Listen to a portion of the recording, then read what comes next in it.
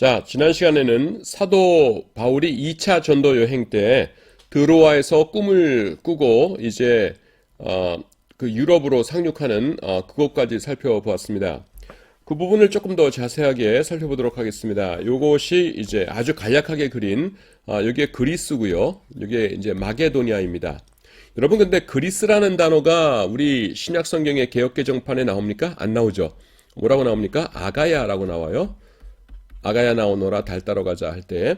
근데 아가야가 이제 아카이아인데 원래 발음은 아카이아인데 우리 말로는 그냥 아가야라고 했고요. 지금은 이제 그리스하고 거의 같다고 보시면 됩니다. 그 북쪽이 이제 마케도니아 지역이지요.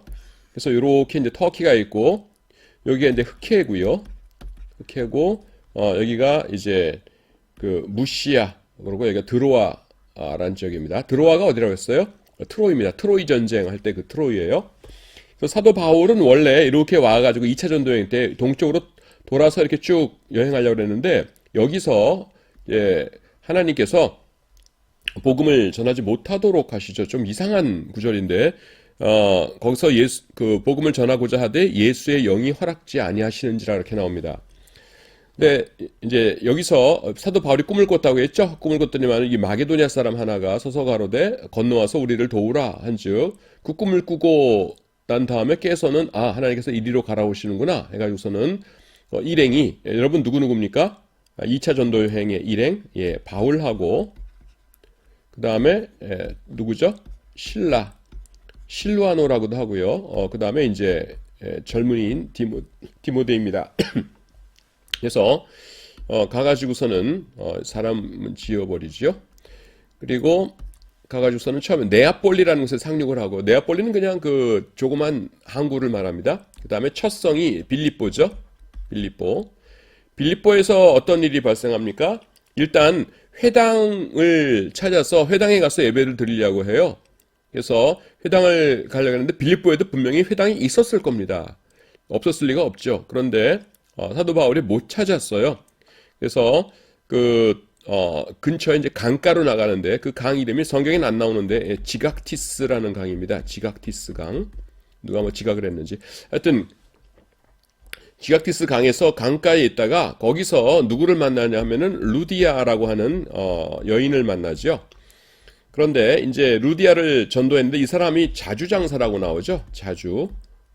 자주장사가 뭐냐 하면은 이제 자줏빛 옷감을 파는 장사인데 자줏빛 옷감이라는 거 이 자주색이라는 색이 무슨 일종의 그 조개 같은 데서 이제 나오는 건데요. 아직 그 조개 한 마리당 아직 극히 일부밖에 안 나오기 때문에 이 자줏빛 옷감을 만들기 위해서는 엄청난 그 귀한 그 조개를 잡아야 됩니다. 그래서 가격이 굉장히 비쌌다고 그래요.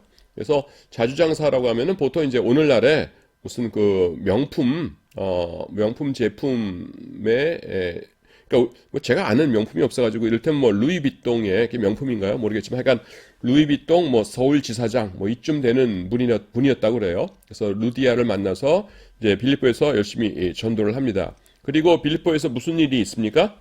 우리가 아는 유명한 일이 있죠. 그 귀신 들려가지고 점을 치는 여종을 치료해 주죠.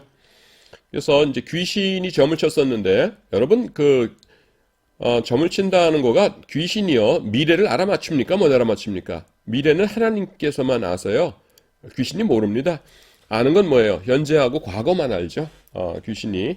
근데 이제 그것만 해도 대단하니까 사람들이 오 이러고서는 미래까지 알아맞힌다 생각하는데 그거는 사람을 현혹하는 거고요. 그래서 그 감옥에 gat히게 되죠. 그래서 감옥 간수에게 사도 바울께서 가로되 주 예수를 믿으라 그리하면 너와 내 집이 구원을 받으리라 하는 것이 이제 빌립보에서 발생하고요. 근데 여기서 이제 무슨 사건이 발생하냐면 거기서 이제 그 사건 끝난 다음에 데살로니가로 갑니다. 데살로니가로 가는데 거기서 이제 전도를 했는데요. 교회를 잘 세웠어요. 근데 유대인들이 이제 핍박을 합니다. 유대인들이 왜 핍박을 하냐 하면은 사도 바울이 이제 회당에 가서 예배를 드리지 않습니까? 그러면은 회당의 구성원들 가운데서요. 좀 얘기가 좀 길어질 수도 있는데, 회당의 구성원들 가운데 이제 두 종류가 있어요. 하나는 뭐냐면은 그 이거 아주 지워버리고 다시 하죠. 예, 회당의 구성원에 중요한 거니까 설명합니다. 회당의 구성원 가운데서 이제 유대인이 있고요. 유대인이 있고 그 다음에 이방인이 있어요. 여러분 회당이란 게 뭡니까? 예, 주전 722년에 BC예요. 북이스라엘이 아수르한테 망하죠. 그 다음에 BC 586년에 남유다가 바빌론에게 망합니다. 그래서 이제 이스라엘이 망한 다음에 요게 이제 유프라테스 강, 이게 티그리스 강이에요. 여기 이제 바벨론 지역인데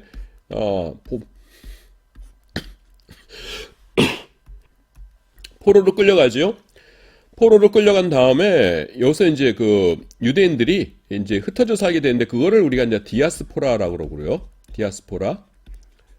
그 다음에 이 디아스포라에 있는 유대인들이 예배 처소를 만들죠. 그 예배 처소를 몰 회자에다가 집당자를 써서 우리가 회당이라고 부릅니다. 그리고 회당의 최소 인원은 남자 10명이었어요. 남자 성인 10명.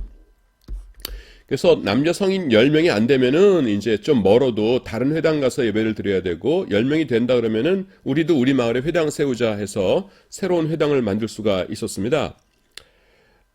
그래서 이제 회당에서 예배를 드리는데 이 유대인들이요. 그 상당히 주변 사람들에 비해서 도덕적으로 살았어요. 성적으로도 깨끗하게 살고 그러니까 사람들이 관심을 기울입니다. 당신들은 왜 그렇게 고상하게 삽니까? 그러니까 우리는 우리가 섬기는 하나님의 계명에 따라서 살기 때문에 이렇게 사는 겁니다. 이렇게 되는 거예요. 그러니까 그러면은 나도 그 신의 가르침을 좀 배울 수 있겠습니까? 그러니까 아유 당연하지요. 회당에 오시면 됩니다. 이렇게 되는 거예요. 그래서 이방인들이 회당에 이렇게 갔다가 그 다음에는 그 하나님을 믿게 되는 겁니다. 그래서 설교 자꾸 들으니까 하나님의 말씀을 낭독하는 거 좋거든요. 그래서 나도 유대인들의 신을 믿겠다 이렇게 되는 거예요. 그런데 이제 회당에 다니던 이방인들이 또 두 종류로 딱 나눠집니다. 그 두 종류가 뭐냐면은 하나는 뭐냐면은 그 개종자고요. 개종자. 그다음에 하나는 뭐냐면은 그 하나님을 이렇게 쓸게요. 경외하는 자입니다. 하나님을 경외하는 자. 근데 둘의 차이가 뭐냐면 아주 간단해요. 여러분 뭐겠어요? 그렇죠. 할례. 예, 오늘날로 말하면은 세례죠. 그래서 할례를 받은 사람은 개종자가 되는 거고 아직 그 할례를 받지 않은 사람은 아무리 오랫동안 회당에 다녔더라도 이제 개종자는 못 되고 하나님을 경외하는 자. 오늘날로 말하면 그러니까 성도님이죠. 하나님을 경외하는 자에 머물러 있는 겁니다. 근데 이 사람들은 이제 그 양쪽 개종자와 하나님을 경외하는 자를 상당히 차별했어요. 무슨 말이냐면은 개종을 하게 되면은 이제 할례를 받았다는 뜻이잖아요. 그러면 할례 증서를 줍니다. 증서를. 그러니까 오늘날의 세례 증서처럼 이제 그 할례 증서 해가지고서는 누가 할례를 베풀었고 그 다음에는 참관인이 누구고 어떤 회당에서 언제 했고 하는 거를 이렇게 딱 해가지고 줘요. 그러면은 원래 이방인이 유대인하고 식사합니까? 못합니까? 못해요. 이방인하고 같이 식사하면은 7일 동안 부정하게 됩니다. 유대인들이. 그런데 이제 개종자는요 완전히 할례 받은 사람이라고 해가지고 같이 밥 먹어도 돼요. 그래서 똑같이 이제 유대인 취급을 합니다. 그리고 이제 예루살렘 성전에서도요, 여기 예루살렘 성전을 대충 그린 겁니다. 이게 성전이 있고, 여기가 유대인 남자들의 뜰, 여인들의 뜰, 이방인의 뜰인데, 원래 유대인 남자들의 뜰은 이방인이 들어가면 죽이거든요. 그런데, 그 개종자들은요, 여기를 안에까지 들어갈 수 있었어요. 이게 지키는 사람이 있습니다. 근데 아무리 봐도 외모가 유대인이 아닌 것 같은 사람이 들어가려고 하거든요. 그러면 막아서겠죠? 여기 못 들어가십니다. 그러면 씩 웃으면서 이 할례 증서 보여주는 겁니다. 여기서 그럼 아이고 유대인이시군요. 할례 받으셨군요. 환영합니다 하면서 안쪽까지 들어가는 거예요. 그래서 할례를 받은 이 개종자들은 완전히 유대인하고 종교적으로 똑같이 취급을 받았는데 하나님을 경외한 자들은 좀 찬밥이었습니다. 그러니까 늘 차별을 받고 힘든 일상생활을 했어요. 제일 힘들 때가 뭐냐 하면은 예배 드릴 때입니다. 유대인들의 회당이 이렇게 있지 않습니까? 보통 이제 직사각형인데요. 앞쪽에 이제 그 성경을 낭독하고 설교를 하고 하는 그 회당장, 랍비의 자리가 있고요. 그 다음에 이제 그 의자들이 이렇게 있죠? 의자들이 이렇게 있으면 여기 누가 앉았냐면은 유대인들하고 개종자들만 앉았어요. 섞여 앉아서 예배를 드리고, 그 다음에 사이드 좌석이 있었는데요. 사이드 좌석은 이쪽을 바라보는 것이 아니라 의자가 쭉 있어가지고요. 이 안쪽을 바라봅니다. 지금 뭐 제가 일일이 그릴 수가 없는데 여러분 무슨 말인지 아시겠죠? 이쪽에 앉아가지고서는 이 안쪽에 예배드리고 있는 사람들을 참관하는 거예요. 이 하나님을 경외하는 자들은 여기 앉았습니다. 그러니까 같은 건물 안에 있으니까 예배를 드리는 건데 앞을 바라보도록 되는 건 아니라서 정식으로 예배 드리는 것도 아니에요. 이 회당장이나 랍비가 하는 설교나 성경 낭독은 다 듣긴 듣는데 그렇다고 해가지고서는 그 정식으로 참여하는 건 아닙니다. 정식으로 참여하는 사람들은 여기 있죠. 그래서 이런 차별을 받았고요.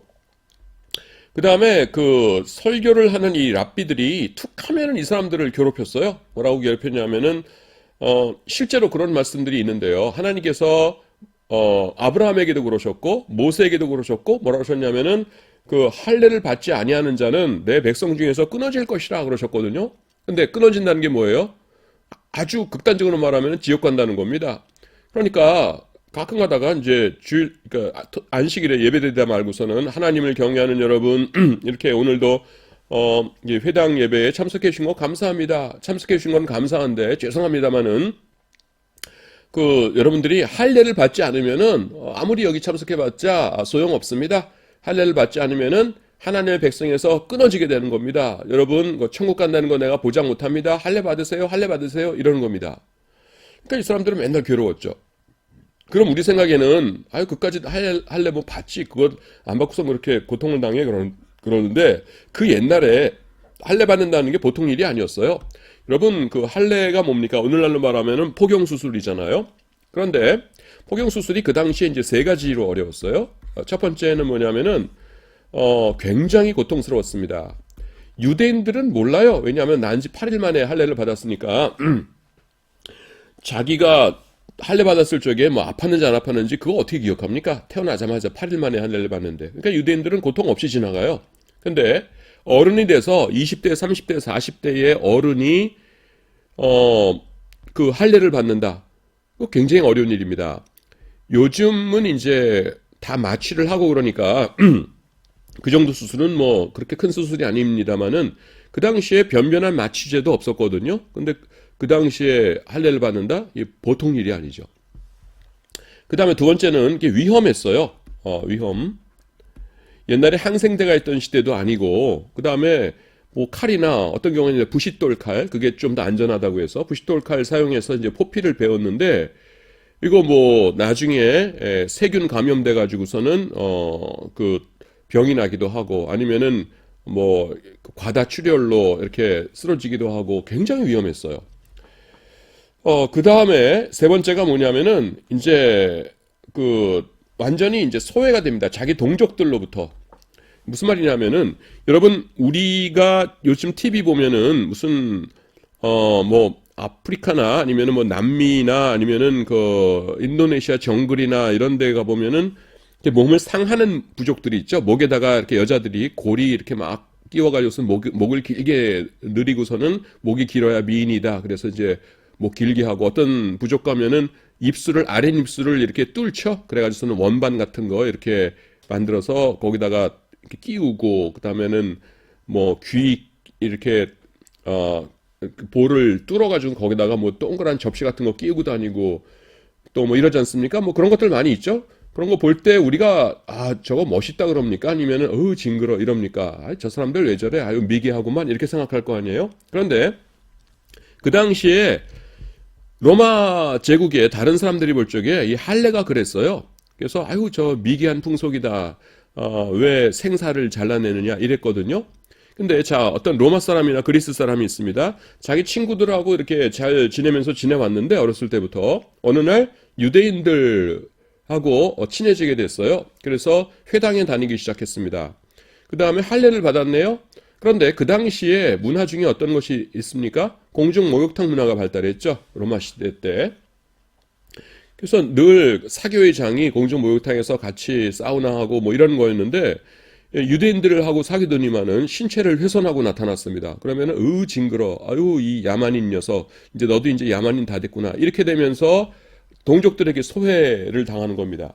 그래서요, 이 하나님을 경외하는 자들은 일단 아우 그거 얼마나 아플까, 엄두가 안 나고, 아우 그러다 죽으면 어떡해. 그 다음에 아우 내 동족들이랑 장사도 하고 이렇게 친교도 나누면서 살아야 되는데 그 동족들이 나를 전부 버릴 거야. 아유 그거 힘들지 하면서 용기를 못 냈던 것이에요.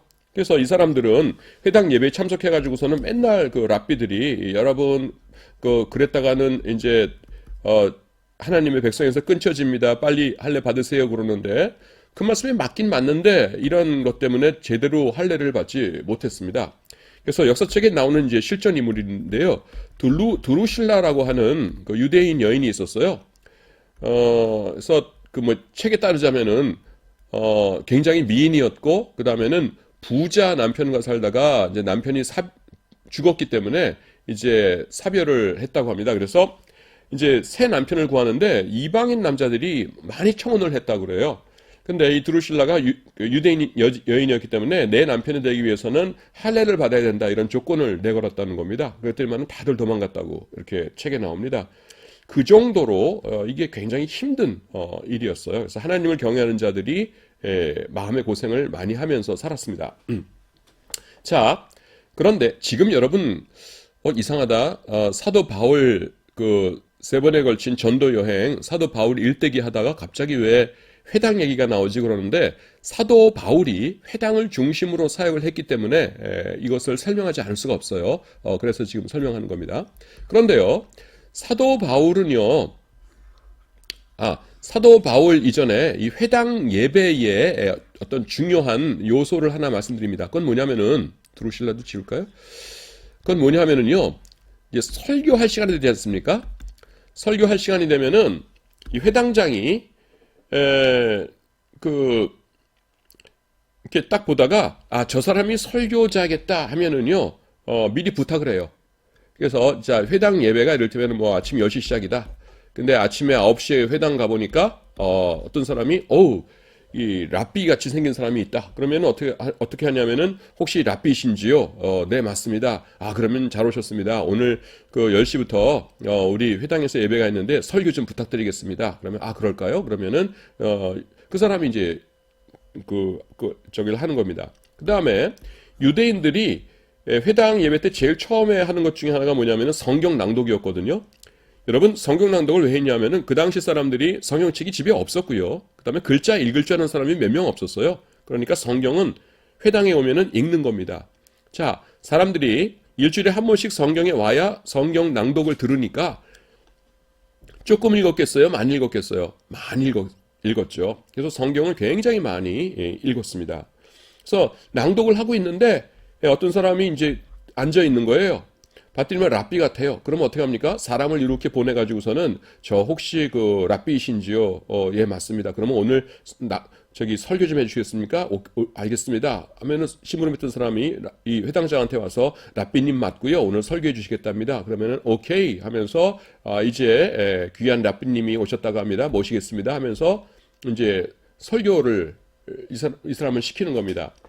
유대인들에게는 이런 제도가 있었어요. 그러니까 그 랍비가 그 어떤 회당 예배에 참석하게 되면은 그 사람에게 설교할 기회를 제공하는 이런 그 전통이 있었습니다. 여러분 이 전통을 제일 잘 활용한 사람이 누구겠어요? 성경에 두 분이 등장하는데 우리 예수님하고 사도 바울입니다. 예수님께서도 어떤 회당에 가시면은 사람들이 그 책을 드리고 그 책을 읽으시고 설교를 하셨다고 나오죠. 내가 회당에서 가르쳤다 그러시잖아요. 근데 예수님께서 어떤 회당에 전속 랍비셨습니까? 그런 거 아니었거든요. 그런데 왜 가는 곳마다 회당에서 말씀을 전하실 수 있었어요? 이런 제도 때문에 그랬습니다. 그리고 또 사도 바울도 그 제도를 적극 활용했습니다. 그래서 사도 바울이 어느 곳에 이렇게 가요. 가면은 사람들이 혹시 랍비신지요? 하고 물어봅니다. 그러면 랍비 맞습니다. 그러면은 그 설교해 주시겠습니까? 그러면은 네 그러고서는 앞에 나서 가지고서는 그 설교를 하는 겁니다. 뭐 성경에 예수님과 사도 바울이 회당에서 이제 설교하시는 것은 굉장히 많이 나오는데 그 중에 하나를 제가 찾아서 읽어보도록 하겠습니다. 여러분들도 뭐 같이 찾으셔도 좋고요. 사도행전입니다. 13장입니다.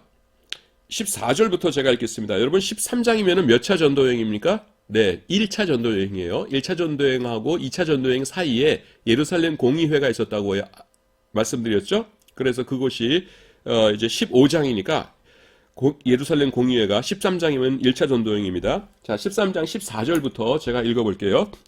저희는 그러니까 1차 전도여행의 일행들이죠. 버가로부터 지나 비시디아 안디옥에 이르러 안식일에 회당에 들어가 앉으니라. 그냥 처음 들어가는 도시예요. 도시에 가서 회당에 들어가 앉았어요. 그 다음에 15절 보니까 율법과 선지자의 글을 읽은 후에 성경 낭독을 많이 했다고 했죠. 이걸 읽은 겁니다. 회당장들이 사람을 보내어 물어가로되, 회당장이 딱 앉아서 봤더니만은 누군가 들어와 앉아있는데 모르는 사람인데 분명히 랍비일 것 같거든요. 그 생김새나 벌써 눈빛이 달랐죠. 사도 바울 같으면은. 그러니까 사람을 보내어 물어가로되, 형제들아 만일 백성을 권할 말이 있거든 말하라 하니. 이거 뭐예요? 오늘 혹시 설교하시려면 설교하세요. 이렇게 된 겁니다. 16절에 바울이 일어나 손짓하며 말하되, 이제 아마 일어나서 앞으로 나와서 말했겠죠. 아니면은 열심히 있는 분이니까 제일 앞줄에 앉아있다가 그냥 서가지고서는 설교를 시작하거나 말하되, 여러분 그 다음이 중요합니다. 요 16절이 중요한데요. 자, 저도 목사입니다만은 설교 보통 시작할 때 어떻게 시작합니까? 사랑하는 여러분, 아니면 사랑하는 성도 여러분, 아니면 형제자매 여러분, 이렇게 회중들을 한번 부르고 시작하지 않습니까? 사도 바울이 회당에서 사람들을 부르는데 뭐라고 부르는지 아세요? 16절에 보니까 이스라엘 사람들과 및 하나님을 경외하는 사람들아 들으라. 이렇게 시작됩니다. 이게 지금 오늘 가르쳐드린 요 내용을 모르고 읽을 때는 뭐냐면 그냥 같은 사람들을 두 가지로 이렇게 호칭하는 것처럼 들려요. 이스라엘 사람들, 하나님을 경외하는 사람들, 같은 사람들이지 뭐. 그러는데 그게 아닙니다, 여러분. 이스라엘 사람들과, 이건 뭐냐면은 이 유대인과 개종자들을 합하는 것이에요. 할례를 받았으니까 완전히 유대인이 된 거죠. 예, 그래서 이 사람들이 이스라엘 사람들이고요. 그 다음에 밋이라고 해가지고서는 그 둘을 나눕니다. 그리고서는 그 다음에 나오는 게 하나님을 경외하는 사람들아, 이렇게 되는 거예요. 그래서 사도 바울이 지금 무슨 얘기하는 거냐면은 앞에 단에 서가지고서는 지금 그 사람들이 앉아 있는 거가 여기 있고 사이드 애들이 있거든요. 그러니까 이거 하나님을 이스라엘 백성들과 그 다음에는 및 하나님을 경외하는 사람들아 들으라, 이렇게 되는 겁니다. 아시겠습니까? 여기에 지금 사도행전 13장 16절이었어요. 지금 제가 강의실이라면은 여러분 다 성경책 펴세요 그랬을 텐데 그 다음에 이제 사도 바울의 설교가 쭉 지나갑니다. 그러다가 설교 중간에 어때요? 목사님들이, 설교자들이 또 중간에 한번 사랑하는 성도 여러분 한번 이렇게 얘기하죠. 그게 요 13장에도 중간에 등장하는데 26절에 등장합니다. 26절에 이렇게 말씀해요. 형제들 아브라함의 후예와 너희 중 하나님을 경외하는 사람들아, 이럽니다. 여기서 아브라함의 후예가 뭐예요? 예, 이것이 유대인들과 개종자들이고요. 그 다음에 너희 중 하나님을 경외하는 사람들아, 이렇게 나오죠. 경외하는 사람들아 라는 거가 바로 옆에 있는 사람들입니다. 그러니까 여러분들이 성경을 읽으시다가 하나님을 경외하는 자들 이렇게 나오면은 그거는요 신학적인 전문 용어입니다. 뭐냐면은 이 회당에 출입하는 이방인 가운데서 아직 할례를 받지 못한 자들, 이 사람들을 하나님을 경외하는 자라고 불러요. 아시겠죠? 자, 사도 바울이 이제 어떤 곳에 가가지고서는 회당에 들어왔습니다. 회당에 들어와가지고서는 앞에 나와서 그 설교를 하게 됐어요. 그러면은 유대인들은요, 그 랍비가 설교를 하게 됐을 적에 제일 먼저 해야 되는 게 뭐냐면은 자기소개입니다. 그건 당연하죠. 이제 성지순례 같은 데 가게 되면은 뭐 이 관광버스 안에서 똑같은 버스들이 같이 다니니까 그 다른 교회의 목사님들하고 만나요. 그러면 이제 나도 이제 목사니까 목사들끼리는 서로 알아보죠. 희한하게 또 이렇게 분위기가 사람들이 목사님 부르고 그분을 중심으로 사람들이 움직이니까 저분이 목사님이겠구나 알아요. 그러면 이제 처음 만나면 그러는데 두 번, 세 번 이제 갈 때마다 같이 만나면 이제 인사를 하게 되죠. 그러면은 저는 그 와무개 교회의 무슨 목사입니다. 아이고 목사님이셨어요. 저도 목사입니다. 반갑습니다. 라고 한 다음에 근데 저는 뭐 장로교회 목사입니다만, 근데 저쪽에서 저는 감리교회 목사입니다. 그러면은 뭐예요? 더 이상 할 말이 없어져요. 그러면 목사님 수고하십시오. 네, 건강하십시오. 그러고 헤어지는 겁니다. 근데 이제 장로교회 목사입니다 그랬는데 저쪽에서도 저도 장로교입니다. 그러는 겁니다. 그러면 이제 또, 그러면은, 어떤, 측이십니까? 합동 측이십니까? 뭐, 백석 측이십니까? 뭐, 통합 측이십니까? 이러는 거예요. 그래서 나는 백석인데, 저쪽에서는 저는 통합입니다. 그러면, 또, 그냥 거기서 대화가 끝납니다. 네, 건강하십시오. 이러는데, 저도 백석입니다. 그러면은, 몇 회 졸업이십니까? 뭐 이러면서, 이제, 선배님, 후배님 하면서, 이제, 친해지는 거죠. 우리나라에서는 저 사람이 이단인가 아닌가 하는 것을 뭘 보고 아냐면은 목사 안수 받은 교단이, 그러니까 MDB 공부한 교단이 어떤 교단이고 어떤 학교인가라는 걸 아는 거예요. 그래서 백석 측이구나, 합동 측이구나, 통합 측이구나, 고신이구나 그러면 이단은 확실히 아니네 하면서 서로 신뢰하는 겁니다. 그런데 유대인들은 무엇을 가지고 자기 신분을 이렇게 드러냈냐면은 내 스승이 누구다 하는 것이었어요. 그 당시에는 이제 랍비가 있고 제자들이 있고, 그 다음에 그 제자가 또 그 다음 후대 제자를 이게 기르고 하는 그런 시스템이었거든요. 그래서 내가 누구에게 사사했다라는 것을 드러내는 겁니다. 앞에 나와서 이제 랍비님 나오시겠습니다 하면은 여러분 나는 아무개의 제자 아무개입니다. 이렇게 말하는 것이에요. 사도 바울이 뭐라고 그랬겠어요? 나는 가말리엘의 제자 사울이라는 사람입니다. 이렇게 이야기했겠죠. 그러면 사람들이요, 틀림없이, 이건 틀림없습니다. 술렁술렁 했을 거예요. 왜냐하면은, 가말리엘은요, 당대 최고의 랍비입니다. 당대 최고의 랍비예요.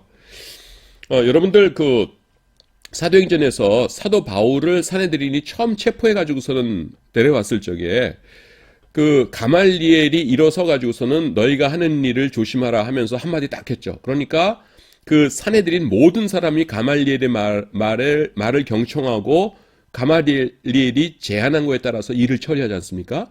사내들이라고 하면은 최고의 사람들인데요. 거기서 그 사람들이 군소리 없이 가말리엘의 제안을 따를 정도로 그렇게 대단한 사람이었어요. 근데 그 사람의 제자라는 거예요.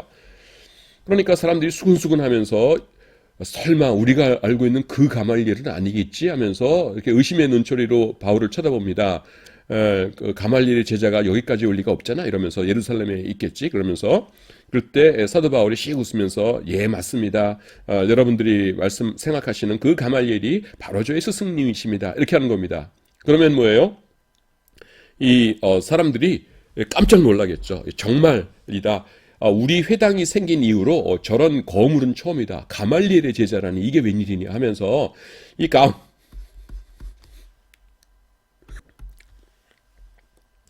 가운데 앉아있는 유대인들은 어떻습니까? 눈을 동그랗게 뜨고서는 오늘 은혜 받아야지 하면서 이제 사도 바울을 쳐다보는 것이고요. 이 사이드에 앉아있는 하나님을 경외하는 자들은 뭐예요? 그냥 긴장해가지고서는 오늘도 또 얼마나 우리를 구박할까 할례 안 받는다고 하면서 걱정하면서 이제 손에 손을 잡고 이렇게 긴장하고 있는 겁니다. 근데 사도 바울의 메시지가 뭐예요? 예수님을 믿으십시오. 예수님이 누구세요? 메시아이십니다. 그렇기 때문에 이제는 뭐예요? 할례 받을 필요 없어요. 할례 받지 않아도 예수님 믿으면은 하나님의 백성 돼서 천국 갑니다. 이게 메시지잖아요. 그러니까 이 사람들은 바싹 긴장했다가 눈을 동그랗게 떴을 겁니다. 그리고서는 이게 무슨 소리야 하면서 열심히 들어요. 그 다음에 예배가 끝나면은 사도 바울이 이제 서 있으면은 뭐예요? 여기를 겹겹이 둘러싸고서는 온갖 질문들을 다 퍼부어댔겠죠. 랍비님 질문 있습니다. 그런데 하나님께서 할례 안 받으면 내 백성 중에서 끊어지리라 하셨는데 그건 어떻게 된 겁니까? 그리고 우리 회당의 랍비님은 왜 그거를 말씀을 안 하셨죠? 그리고 예수님이란 분이 메시아라는 증거를 조금 더 말씀해 주세요. 뭐 이럽니다. 그래서 이제 막 그 말씀 전하다 보면은 그 중에서 뭐 이 사람이라고 치죠. 근처에 집이 제일 큰 집이 있는 사람이 이렇게 합니다. 박수를 딱딱 치면서 자 여러분 이러지 마시고요. 우리 랍비님 모시고서는 우리 집으로 갑시다. 내가 차 한잔 대접할게요. 해가지고서는 그 집으로들 우르르 가는 겁니다. 누가요? 이 하나님을 경외하는 자들이. 가가지고서는 거기서 말씀 전하는 거예요. 그러면은 여러분, 우리 그 저녁밥도 여기서 잡수시고, 계속 말씀 전합시다. 여러분, 저기 주위에 다른 데 가가지고선 다른 회당에 있는 하나님을 경외하는 분들이 있죠? 그분들도 모셔오세요. 그런 겁니다. 그래서, 그 사람들이 이제 저녁 때가 되면은 그 집으로 꾸역꾸역 들어오는 거예요. 그러면서 왜 부르는데, 저기 오늘 귀한 랍비가 오셨대. 어떤 랍비인데, 가말리엘의 제자였대. 가말리엘? 설마 그 가말리엘은 아니겠지? 맞대, 바로 그 가말리엘이래. 가말리엘의 제자가 예루살렘이 아니라 여기서 설교를 했다고? 아이고, 자네들은 좋았겠구만. 근데 자네들 또 할례, 왜 안 받냐고 꾸지람 듣고서는 오늘 아주 힘들었겠구만. 아니야. 그런데 그 가말리엘의 제자라는 분이 하는 말씀이, 할례 안 받아도 이젠 된다는구만. 그게 무슨 소리야? 구약 성경에, 성경에 할례 받으라고 돼 있는데, 이제 메시아가 오셨대. 그래가지고서는 이제 할례 안 받아도 되는데, 메시아가 오셨다고? 그게 무슨 소리야? 언제 어디 오셨는데? 글쎄 들어봐. 해가지고서는, 모이는 겁니다. 모였더니만은 이제 뭐예요? 밥 먹고 나서 사도 바울이 예수 그리스도를 전하죠. 회개하라 이렇게 하면서. 그러면은 회개하는 도중에 어떻습니까? 하나님의 영이 임하시니까 눈물 콧물 흘리면서 대굴대굴 구르면서 기도하고, 그 다음에는 방언 터지고, 그 다음에는 신의 은사 나타나서 안수명이가 걷고 소경이 눈을 뜨고 막 이러죠. 그게 뭐예요? 교회가 시작되는 겁니다. 그리고 거기서 이제 매주 모이는 거예요. 그러다 보면은 이 사람의 집이 교회가 되는 겁니다. 그러면은 사도 바울이 어떻게 해요?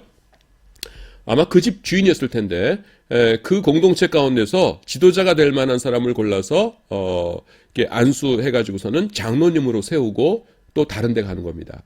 다른 데 가가지고서는 전도를 또 하는 것이에요. 그래서요, 이 회당이라는 곳이 이방인 전도의 황금 어장이었어요.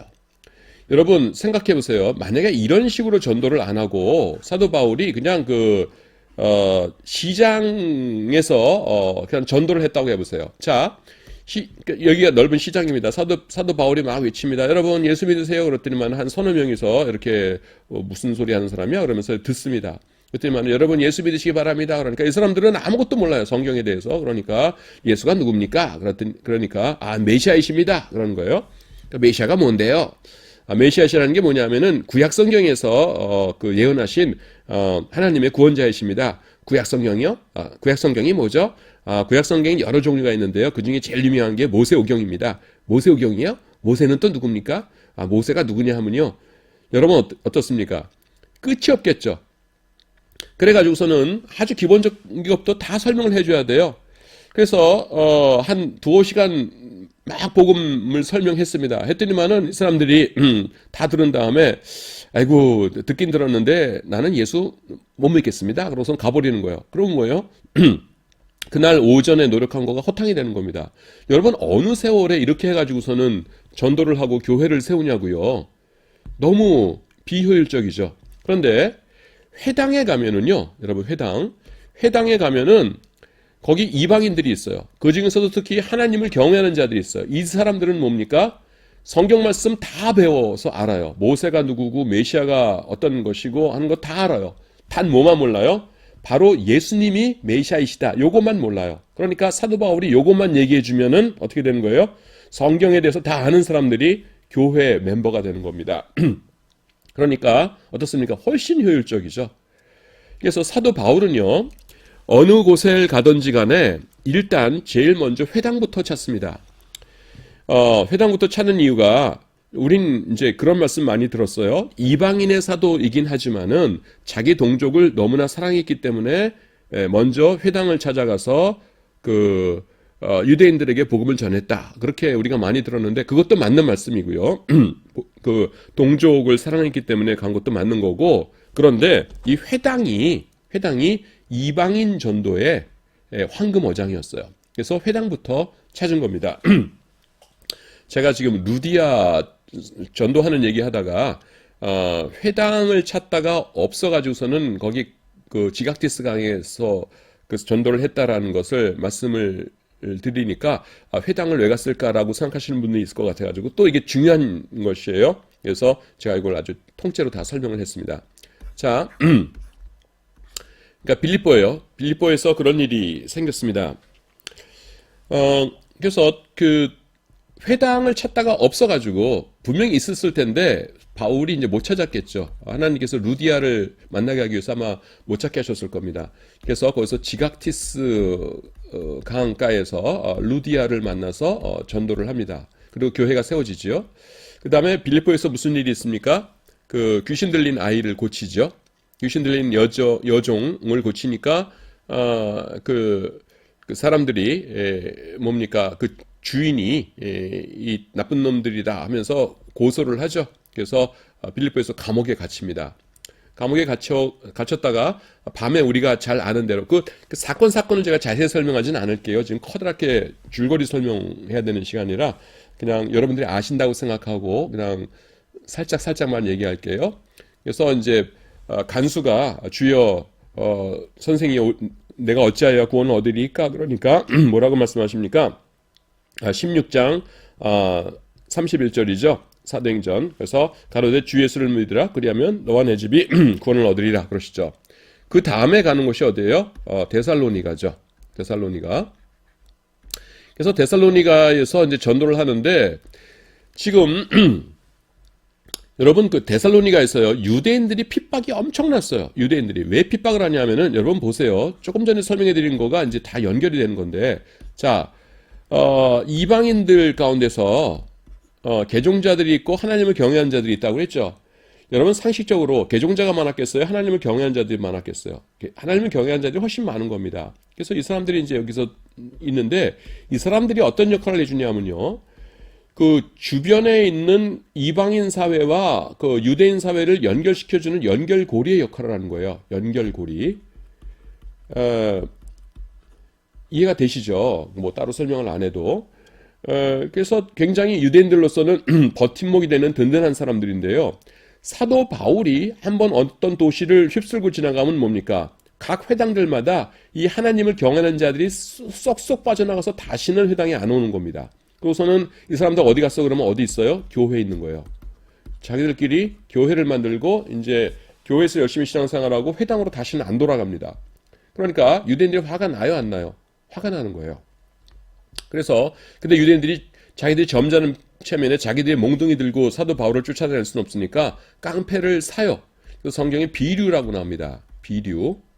그래서 비류라는 게 이제 깡패를 말하는 거예요. 그래서 돈을 주고 사도 바울을 죽여라 이렇게 되는 거죠. 그래서 사도 바울이 이제 데살로니가 교회에서 도망갑니다. 근데 데살로니가 교회는 몇 주 동안만 있었냐면 3주 동안밖에는 사역을 못했어요. 데살로니가에서. 그 다음에는 이제 베레아로 갑니다. 베레아로 가서 교회를 세우는데 이 깡패들이 이 비류들이 깡패들이 베레아까지 쫓아와요. 그래서 이제 그 베레아에서 베레아에 있는 그 교인들이 바울하고 지금 2차 전쟁이니까 누구예요? 신라하고 그 다음에 디모데죠. 근데 신라 디모데는 그때 마침 같이 없었어요. 그래서 바울만 급하게 제일 먼저 떠나는 배 어떤 거요? 하고 알아봤을 거예요. 그랬더니만은 아테네 가는 거요. 그래서 아덴입니다. 아테네. 그래서 아테네로 이렇게 옵니다. 그래서 아테네에서 전도를 하죠. 아덴 사람들아, 내가 보니 너희가 범사에 종교성이 많도다. 너희 신들 가운데 이름을 알지 못하는 신에게로라라고 하는 것까지 내가 보았노라 하면서 이제 전도를 열심히 하죠. 그래서 이제 몇몇 사람을 이제 예수 믿는 사람으로 만들고 그 다음에가 어디입니까? 고린도죠. 여러분 이게 그리스인데요. 지금은 그리스 수도가 어디예요? 아테네죠. 이게 태자인데 아테네인데 그 당시에는 이제 아가야라고 그랬고요. 지금의 그리스를 그 당시에 수도는 고린도였어요. 고린도에 왔을 적에 이제 신라와 디모데가 베레아에 있다가 이제 합류를 합니다. 합류를 해서 고린도에 있는데 사도 바울이 궁금했던 게 뭐냐면은 지금 빌립보에서는 그래도 자주장사 루디아도 있고 꽤 튼튼하게 사람들을 세워놨는데 이 데살로니가 교회가 걱정이 너무 되는 거예요. 왜냐하면은 데살로니가 교회는 달랑 3주밖에 없었어요. 교회를 세우긴 세웠는데 그 교회가 지금 핍박 때문에 없어져 버렸는지 계속 있는지 헷갈리는 겁니다. 그래서 바울이 어떻게 하냐면은 신라와 디모데 집 가운데서 디모데가 젊은이잖아요. 그래서 디모데에게 심부름을 시켜요. 디모데 가가지고서는 데살로니가 교회가 아직 있는지 상황이 어떤지 좀 보고 오너라. 그러니까 디모데가 알겠습니다. 우선은 갔다가 와요. 갔다 와 보니까 좋은 소식을 전해줍니다. 아유, 사도님, 그 데살로니가 교회요. 지금 아주 튼튼하게 서 있고요. 그분들이 오히려 사도님 걱정하던데요. 잘 가셨냐고, 그러는 겁니다. 그러니까 이 사도 바울이 너무너무 기쁘죠. 왜냐하면은 3주 동안 정말로 눈물로 노력해가지고서는 교회를 개척했는데 그 교회가 든든하게 잘 뿌리를 내리고서는 서 있다라는 말 들으니까 사도로서 얼마나 기뻤겠어요. 그래가지고서는 잘 됐다 하면서 디모데야 내가 편지 하나 써줄 테니까 가서 그 데살로니가 교회에 전하고 와라 이렇게 된 겁니다. 그래서 알겠습니다 하고서는 편지를 보내요. 그게 뭐예요? 데살로니가 전서입니다. 그래서 데살로니가 전서 보시면은 처음 시작이 어떻게 시작되냐 하면은 그 세 명의 사람들의 이름이 등장합니다. 제가 왼쪽에 이제 성경책을 들고서 강의하고 있는데요. 1장 1절입니까? 데살로니가 전서 바울과 실로아노와 디모데는 하나님 아버지와 주 예수 그리스도 안에 있는 데살로니가인의 교회에 편지하노니 은혜와 평강이 너에게 있을지어다 이렇게 말씀합니다. 실로아노와 신라는 같은 거죠. 그 다음에 데살로니가 후서를 조금 이따 한번 또 보냈는데요. 데살로니가 후서 1장 1절입니다. 똑같아요. 바울과 실로아노와 디모데는 하나님 우리 아버지와 주 예수 그리스도 안에 있는 데살로니가인의 교회에 편지하노니 이렇게 말합니다. 그래서 요 세 사람의 이름이 등장하는 것이 왜냐하면 2차 전도여행 때 요때 보냈던 것이기 때문입니다. 그래서 이렇게 전도를 하고 그 다음에 쭉 오다가 이제 나중에 에베소에 잠깐 상륙했다가 그 다음에는 돌아옵니다. 그거는 지도를 좀 다시 그려야겠네요. 자, 지금 그렸던 곳이 이렇게 있고요. 그 다음에 터키가 있고 그 다음에는 이렇게 됩니다. 그래서 여기가 구브로가 있다고 했죠. 구브로 이제 그레데 섬이 이렇게 있고요. 그래서 여기가 이제 안디옥이에요. 그래서 1차 전도여행부터 살펴볼까요? 1차 전도여행 이렇게 해서 실로아네에서 배 타고 그 다음에 살라미에 상륙해서 이렇게 간 다음에 바보에서 그 다음에 여기 상륙한 다음에 그 마가 요한이 혼자 돌아가 버렸다고 그랬죠. 그래서 바울과 바나바가 이 무슨 산맥이라고 했어요? 토로스 산맥, 타우루스 산맥, 황소란 뜻이에요. 그래서 산맥을 넘어서 더베까지 갔다가 이렇게 다시 돌아왔다가 이렇게 오는 것이 1차 전도여행이고 그 다음에 2차 전도여행은 빨간색으로 그래서 2차 전도여행 때는 어떻게 됐어요? 바울하고 신라가 이렇게 갔다고 그랬죠. 그래서 갔다가 여기서 마주치는 데서 디모데를 만나서 셋이서 같이 갑니다. 갔다가 여기 드로아라는 곳에서 그 하나님께서 전도를 못하게 하시니까 동쪽으로 가려는데 막혔죠. 그때 꿈을 꿔가지고서는 바다를 건너가서 네아폴리에 상륙하고 처음에 빌립보, 그 다음에 데살로니가, 그 다음에는 그 베르야 갔다가 그 다음에 조금 전에 설명한 거예요. 그래서 아덴 갔다가 고린도 갔다가 여기 지협이 이렇게 발달되어 있습니다. 갔다가 그 다음에는 데살로니가에 편지 보내고 왔다 갔다 이게 데살로니가 전후서예요. 그 다음에는 이제 가야지 하면서 돌아오면서 여기 에베소라는 항구가 있어요. 여기 에베소 들렀다가 그 다음에는 여기가 이제 이스라엘인데 여기 가이사랴에 상륙해가지고서는 상륙해서 여기 예루살렘에 가서 선교 보고를 합니다. 그래서 이렇게 쫙 선교 보고를 하고서는 이제 사도들이 아우 수고하셨습니다 하면서 전송을 받고서는 이제 안디옥으로 돌아와요. 이게 2차 전도여행입니다. 여러분 제가 그 1차, 2차, 3차 전도여행 별명이 뭐라고 그랬어요? 1차 전도여행이 소규모이고 그 다음에 2차 전도여행이 대규모이고 3차 전도여행이 다직이라고 했죠. 다직이. 그래서 여러분 보시면 아시겠죠? 지금 파란색으로 된 이 부분이 이제 1차 전도여행이에요. 여러분 이것만 해도 엄청나게 넓은 겁니다. 굉장히 넓은 건데 2차 전도여행하고 이제 비교해 보니까 소규모라는 거죠. 그래서 2차 전도여행은 벌써 이게 쫙 스케일이 크잖아요. 이렇게 됩니다. 그래서 2차 전도여행이 이제 18장 한 22절인가 거기서 이제 마치게 돼요. 그 다음에 이제 3차 전도여행입니다. 3차 전도여행. 3차 전도여행은 어떻게 진행되냐 하면요. 보라색으로 할게요. 3차 전도여행은 사도 바울이 생각했을 적에 무슨 생각을 했냐면은 1차, 2차 전도여행 때 전도를 열심히 해서 교회들은 세워놨는데 그 교회가 여러분 뿌리가 깊어요, 얕아요? 뿌리가 얕아요. 왜냐하면은 하도 빨리 급하게 막 교회 세우고서는 또 딴 데 가서 세우고 그랬으니까. 또, 여러분, 참, 사도 바울이 전도 전략이 농어촌 교회 중심입니까? 아니면은 그 도시교회 중심입니까? 도시교회 중심이에요. 그래서 이제 큰 도시 중심으로 이렇게 했어요. 그래서, 도시 옆에 있는 농어촌들은 도시교회가 알아서 하세요. 이런 전략이었죠. 그래서 그, 그 2차 전도행 갔다 왔는데 하나님께서 어떤 마음을 주셨냐면은 이 사람들에게 성경을 가르쳐라 라는 마음을 주신 것이에요. 성경을 가르쳐라. 근데 그래서 이제 새로운 곳을 전도하는 것이 아니라 이를테면은 뭐 이쪽으로 간다든가 이쪽으로 간다든가 이러는 것이 아니라 1, 2차 때 전도해 놓은 이것을 잘 다져야 된다. 그래서 아까 다지기라고 그랬죠. 그렇게 된 거예요. 그래서 여러분 여기에 나눠보시면 어떻습니까? 여기가 에베소를 중심으로 제가 대충 그린 지도지만 반반 이렇게 되죠. 그래서 사도 바울이 여기서 출발해가지고서는요, 이번에는 이 에베소로 갑니다. 에베소로 가면서 이제 가는 도중에 요 반으로 노란색 선을 중심해서 오른쪽에서 전도했던 요 교회들은 대충 형편을 살피면서 가는 거예요. 그래서 여기 가가지고요, 에베소에서 뭐를 하냐면은, 우리 굉장히 유명한 이름이죠. 우리나라 뭐 출판사 이름이기도 하고, 두란노 서원이라는 곳에서, 그러니까 오늘날로 말하면은 이제 강의를 얼만큼 하셨냐 하는 것은요, 2년이라고 볼 수도 있고, 혹은 2년, 3개월이라고 볼 수도 있어요.